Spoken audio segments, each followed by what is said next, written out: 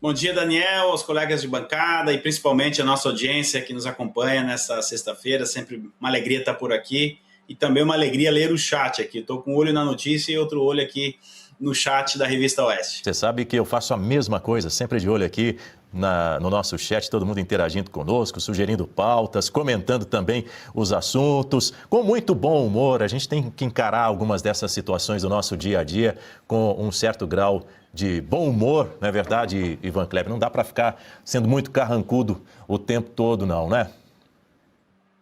Não, com certeza. Eu tento sempre anexar o humor britânico que eu aprendi aqui, as notícias, enfim, para que as coisas possam ficar um pouco mais leves e a gente possa enfrentar até com mais determinação esse mundo que a gente está vivendo hoje em dia. Com esperança, o humor traz esperança também. 8h08, então vamos para o nosso primeiro assunto, meu caro Ivan. O governo dos Estados Unidos informou que deve anunciar nos próximos dias a decisão final sobre a nova tarifa de 25% para produtos brasileiros. O que o governo americano deve anunciar na sua análise? Deve aplicar esse tarifaço ou vai vetar essa medida, Ivan? O que você está sabendo? Olha, Daniel, eu só nesta manhã já verifiquei 3 vezes ali o site da Secretaria de Tesouro, porque a qualquer momento pode sair esse anúncio, Daniel. Ele pode ser feito daqui a 5 minutos, enquanto estivermos ao vivo aqui, ou na manhã de segunda-feira, ou na quarta-feira. A única coisa que a gente tem certeza é que o anúncio será feito entre hoje, né, como eu disse, a partir de agora, até quarta-feira, dia 15, que é quando vence o prazo para que o governo americano tome uma decisão.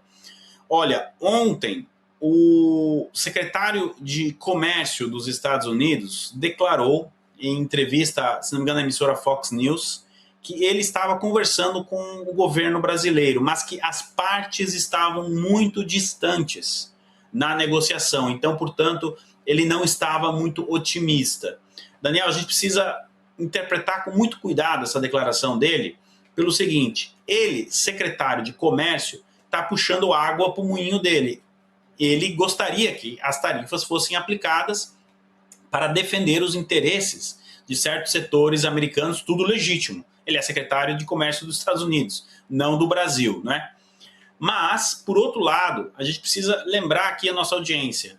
É uma decisão política. O presidente Trump tomará essa decisão baseado na conversa com seus assessores, baseado com aquilo que o Flávio Bolsonaro apresentou, né, o senador Flávio, através do documento de 86 páginas, a questão da audiência pública. Então, é uma soma de fatores. Nós temos um fator aqui que seria a Secretaria de Comércio, mas a gente precisa aguardar todos esses fatores juntos e a decisão do presidente Trump.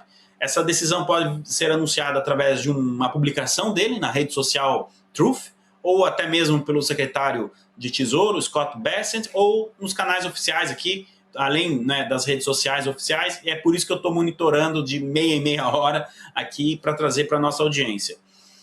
A expectativa, Daniel, é a seguinte: como a gente falou no decorrer da semana, o Flávio Bolsonaro não encontrou nenhum Papai Noel do outro lado.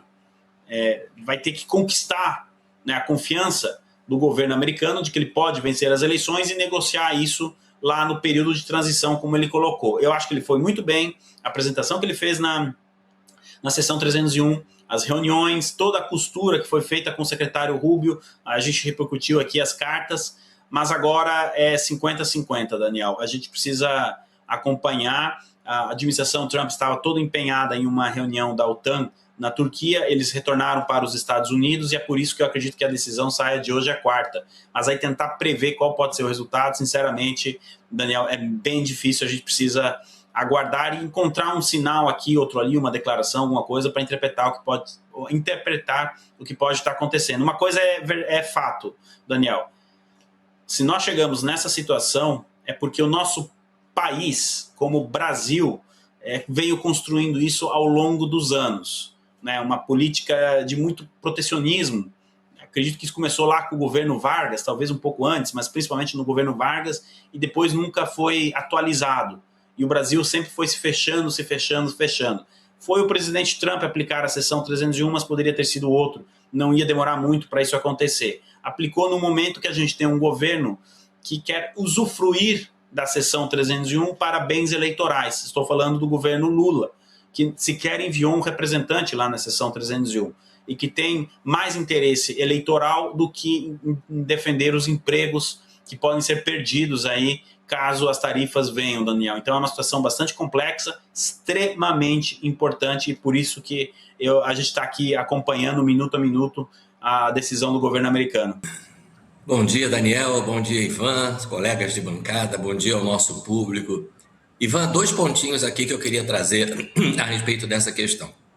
Queria saber de você se a resistência do Brasil a se integrar a isso que os Estados Unidos chamam de Shield of Americas, esse esforço de, acho que são 16 ou mais países das Américas, né? América do Sul, América Central, Caribe, na repressão ao crime organizado, inclusive com essa classificação de cartéis de drogas como organizações terroristas. O governo brasileiro discordou disso, protestou, disse que ia atrapalhar a economia, chamou de traidor da pátria quem apoiava esse tipo de classificação, né?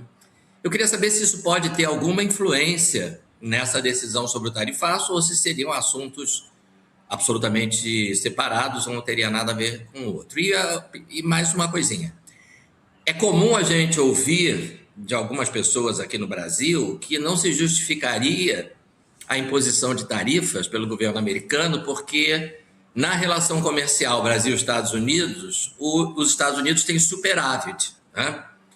Quando, na verdade, a questão me parece que não é essa, né? Quer dizer, pode até ter superávit, mas... Enfim, queria que você falasse um pouco sobre esses 2 pontos aí para o nosso público.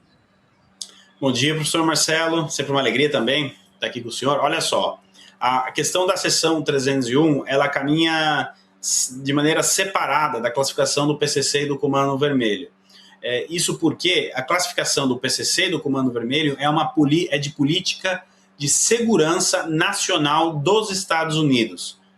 Principalmente o PCC opera dentro dos Estados Unidos em vários estados. Para nossa audiência entender, professor Marcelo, é como se a Al-Qaeda ou o grupo terrorista Estado Islâmico estivesse operando dentro dos Estados Unidos. Quando um agente americano pega ali o computador e começa a trabalhar, ele não vê distinção. Desde o dia 5 de junho não há nenhuma distinção entre PCC e Al-Qaeda. Então, essa questão é de classificação de segurança nacional dos Estados Unidos. Inclusive, nós tivemos essa semana uma declaração do presidente, do senador Risch, que é simplesmente presidente da Comissão das Relações Exteriores do Senado americano, ressaltando essa questão. Bom, e no PCC, no Comando Vermelho e no Escudo das Américas, o Brasil não quis participar, mas os Estados Unidos também não fizeram muita força para que o Brasil trabalhasse junto, porque o governo americano não confia no atual governo brasileiro, e motivos não faltam para isso, né?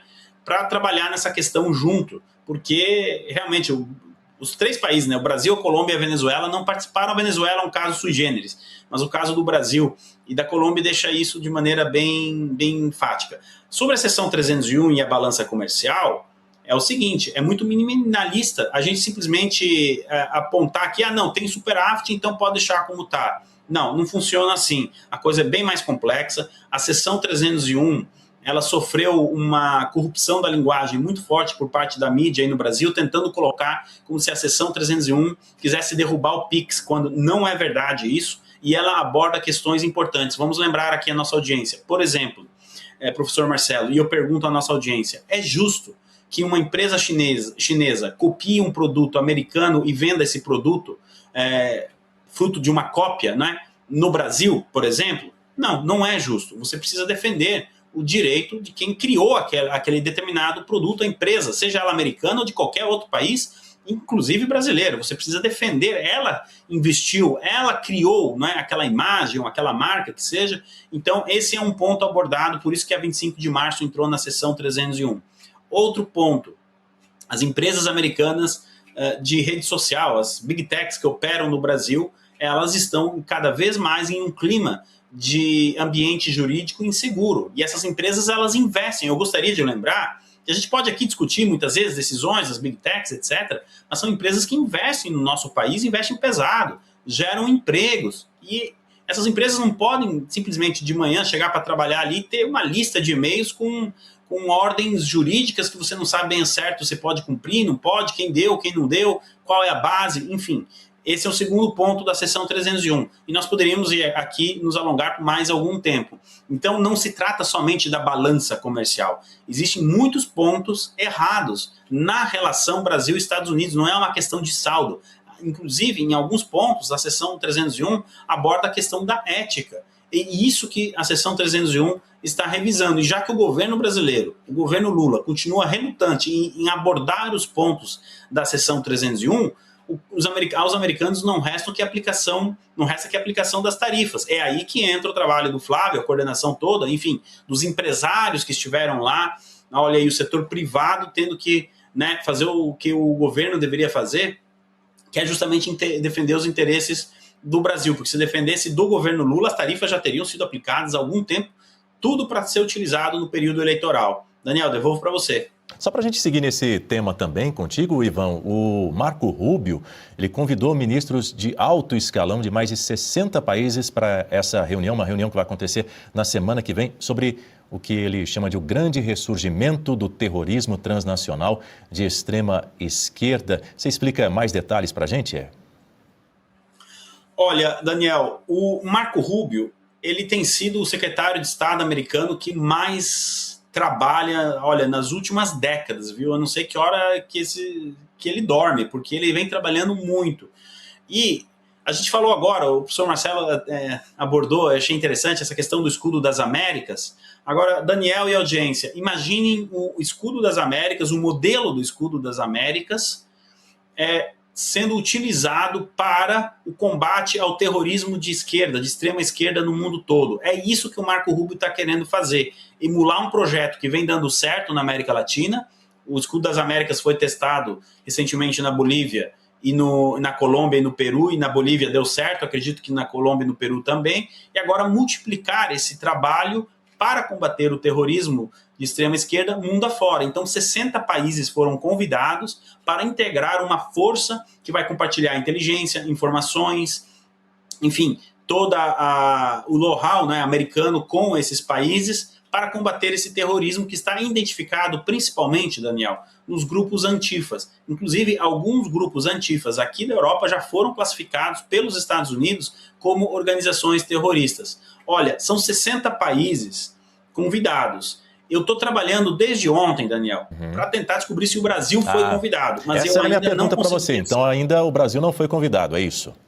Eu não posso confirmar. Eu não posso confirmar ainda, até o momento, se o Brasil recebeu ou não o convite. Eu estou trabalhando nisso, Daniel, e assumo aqui o empenho com a nossa audiência. Tão logo a gente tem essa informação, a gente passa para a nossa audiência. Mas até o momento eu não consigo confirmar se o Brasil está entre os 60 países ou não. Agora, se o Brasil não for convidado, Daniel, a gente tem um recado brutal aqui do governo americano, aliás, eu diria mais que um recado, uma ação efetiva dizendo, olha, nós não confiamos no governo brasileiro para nada, nem para isso. Então, eu acredito que a gente precisa, provavelmente essa lista toda completa, ela deve ser publicada ainda hoje, porque a reunião já acontece na semana que vem, lá no Colorado, nos Estados Unidos, né? Por organização, então, como eu disse, do secretário Rubio. E aí a gente pode entender, de fato, a que patamar andam as relações do Brasil e dos Estados Unidos. Agora, essa iniciativa do secretário Rubio é muito importante, porque muito da quebradeira que a gente vê na Europa, manifestações que terminam em violência, etc., são promovidas por esses grupos, e agora o secretário Rubio quer ir ali na raiz do problema e trabalhar com seus parceiros para resolver essa questão, Daniel. Professor Marcelo Suano. Ivan, inicialmente, bom dia para você. É sempre um prazer poder ouvir as suas análises. Vamos pegar o helicóptero, sair dos Estados Unidos, vamos cair lá no Oriente Médio. É interessante porque existe o anúncio, todo mundo sabe, inclusive houve declarações muito claras da população incitando a morte do Donald Trump. Mas tem um dado novo, e antes de falar da guerra, de qualquer coisa que envolva o Irã, que o Estado de Israel alertou o presidente Trump acerca de um projeto, um plano está sendo desenvolvido exatamente para assassinar o presidente da República. E aí tem uma outra configuração, não é apenas um grito. Quando Israel fala, e fala pelo seu serviço de inteligência, é uma brincadeira que eu sempre faço, de que todos os países do mundo têm serviço de inteligência. Israel tem um serviço de genialidade. Dificilmente eles erram naquilo que eles apresentam. E eles apresentam o quadro completo, ou seja, há um elemento de concretude muito grande. O que você pode trazer sobre esses fatos e como é que está estruturado? Bom dia, professor Marcelo Suano, sempre uma alegria também. Olha, é isso. Israel entregou um relatório extenso, completo, para a Casa Branca, compartilhou isso com a CIA, de que os iranianos estariam tentando eliminar o presidente Donald Trump, inclusive, se possível, em solo americano.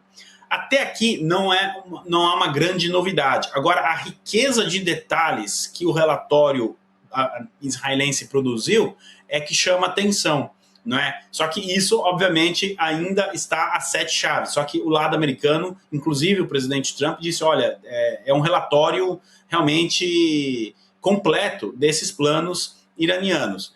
A gente viu no funeral, a gente viu durante o velório, enfim, do Ayatollah Khamenei, vários cantos, né, de morte à América, morte ao presidente Trump. Inclusive ontem, usando uma GRU, eles deram ali a impressão, né, fizeram uma reconstrução como se estivessem enforcando o presidente Donald Trump. Agora, o que eu estou trabalhando para descobrir é o seguinte, professor Marcelo, espero trazer essa atualização para segunda-feira aqui para a nossa audiência. Esse plano iraniano, revelado por Israel, ele aparentemente é o segundo plano que a gente tem conhecimento. O primeiro plano iraniano, recente, tratava-se de uma parceria com os cartéis mexicanos, esses cartéis designados como terroristas lá no México, para eliminar o presidente Donald Trump. Em um contexto que a gente viu só nesse ano, se não me engano, foram 2 tentativas de assassinato ao presidente Trump. No ano passado, acho que foi só uma. E em 2024 teve 2, né? Quer dizer, todo ano tem uma tentativa ali, né? A gente precisa levar essa notícia a sério. E, obviamente, que o serviço secreto, enfim, eles precisam reforçar e manter esse reforço constante, não só o presidente Trump, mas toda a família dele e toda a administração Trump. Outro que começa a entrar aí no radar dos inimigos da América é o secretário Rubio, até mesmo pela sua atuação e conforme a notícia que nós trouxemos antes, né? Então, tudo isso foi entregue e, professor Marcelo, coincidência ou não, depois que Israel entregou esse plano para os americanos, a postura do presidente Trump mudou em relação ao Irã. Acredito que Israel conseguiu convencer o presidente Donald Trump de que ele não está negociando com pessoas que agem em boa fé. E através desse relatório, acho que isso ficou bem claro. Daniel, devolvo para você. Ivan, aqui no Jornal da Oeste, primeira edição, você sabe que além dos nossos comentaristas, como você disse bem aí no começo da sua fala, da sua apresentação hoje aqui no jornal, fica sempre de olho no nosso chat. Afinal de contas, quem está no nosso chat participa ativamente aqui do nosso jornal também, propondo e fazendo alguns questionamentos para você, para todo o nosso time de analistas. E a nossa espectadora, a Evelise, escreveu o seguinte: Ivan, voltando uma casa aqui na nossa conversa, falando um pouco mais sobre a questão das tarifas dos Estados Unidos contra produtos brasileiros, ela faz o seguinte questionamento: a China fez um tarifaço na carne brasileira, mas ninguém repercute. O que ela está falando? A China passou a cobrar um imposto maior sobre a carne brasileira, vou checar inclusive aqui qual que é esse percentual. 55%, a taxa chinesa de 55%, Daniel. Não é isso? Sobre as importações acima da cota para carnes, que está forçando, obviamente, dezenas de frigoríficos a inclusive ter que paralisar a produção, ter que dar férias coletivas, né? Então, Evelise, muito obrigado pelo questionamento e pelo carinho da audiência. Evelise, por que isso está acontecendo? Porque o presidente Lula quer usar a narrativa da soberania, mas ela só vale para os Estados Unidos. Repare, no auge das tarifas, né, os produtos brasileiros foram tarifados pelos Estados Unidos em 50%. Aqui nós estamos falando de 55%. Para quem não sabe, a China ela coloca um limite de toneladas de exportação de carne por país. E o Brasil exportou tanta carne para a China no primeiro semestre que ele já atingiu esse limite anual agora em julho, certo? Então, portanto, a partir de julho, começo de julho, essas tarifas vão para 55%, ou seja, o Brasil ainda pode exportar carne para a China, mas com essa tarifa de 55%. E aí veja bem como são as coisas, Evelise. Onde está a articulação do governo brasileiro? Onde está o interesse do governo brasileiro em defender a classe ali dos pecuaristas, né, que trabalham duro de sol a sol todo dia para garantir, né, a produção da carne, os frigoríficos, enfim, os empregos? Eu vou mostrar para você, Evelise. O ministro da Fazenda, talvez não caberia a ele, mas a equipe do ministro da Fazenda esteve em junho na China, ficou uma semana lá, negociando o quê? O empréstimo da dívida, a venda dos títulos da dívida soberana do Brasil em yuan.